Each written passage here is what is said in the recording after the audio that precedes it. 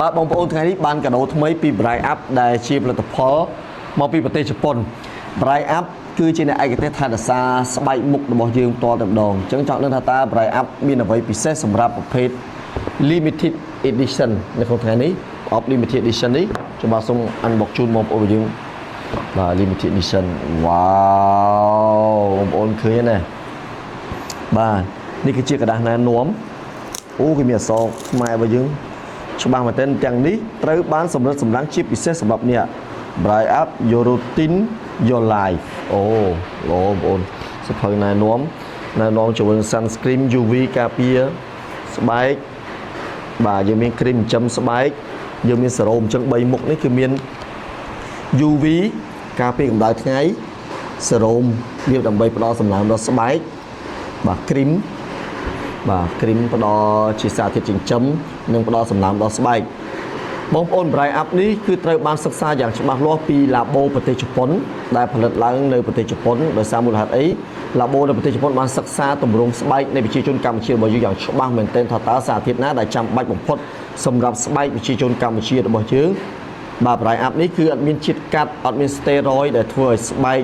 បើមានបញ្ហាទៅថ្ងៃមុខទេមានតែសារធាតុចិញ្ចឹមនិងសារធាតុចាំបាច់បំផុតសម្រាប់ស្បែកមុខអញ្ចឹងបងប្អូនដែលចង់បាននៅបាទគ្រីមចង់បាននៅ UV ចង់បាននៅសេរ៉ូមបាទក្នុងការថែរក្សាស្បែកមុខកុំភ្លេចចូលរួមទាំងអស់គ្នាប្រើ Bright Up បងប្អូនអាចរកទិញបាននៅតាមទីផ្សារបងប្អូនណាអរគុណច្រើន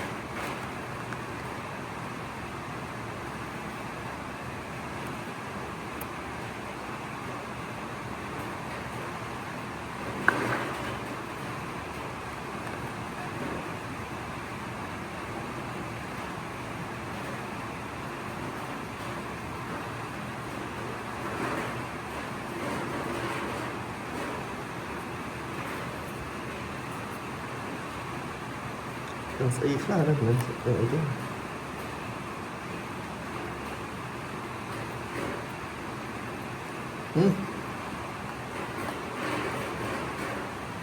អីគេណា Hydrozep Booster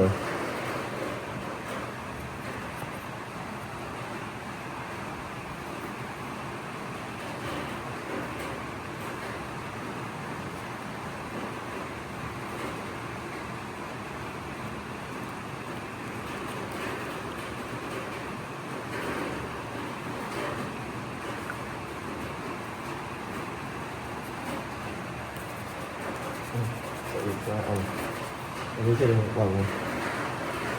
Selesai.